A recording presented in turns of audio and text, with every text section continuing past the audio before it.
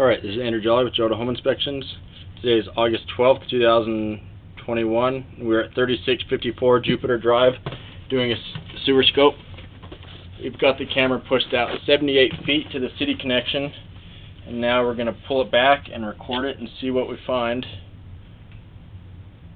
So this first connection point is called the nose on. This is where it goes from your lateral line into the main city line. Looks like you have an okay connection there, but maybe a little bit of separation on this joint here. I found a couple separated joints like this where they had offsets. When you have an offset, that's a little lip where waste can get caught. Here's the biggest one that I found. The pipes will slip and can separate from each other, and then as waste is coming down, it can get caught on that lip and create a blockage. And really the only way to fix that long term is to dig it up and repair it. Looks like this is transite pipe right here, which is cement asbestos, and then it transitions here to cast iron. Cast iron is usually the weakest link because it gets very rough and rusty, and it can catch on debris, which can lead to a backup. Eventually it gets so thin that it needs to be replaced. This is clay, so you have all three of the sewer types from this time. Cast iron, clay, and transite. There was others, but those are the three main. There's some roots.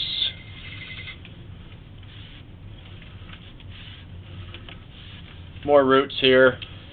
Roots are a maintenance item, so once you have roots, you're always going to have roots, but you want to have them cleaned out, and that'll prevent you from having waste get caught and create blockages.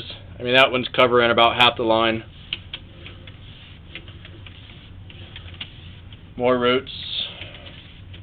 No standing water, which is great.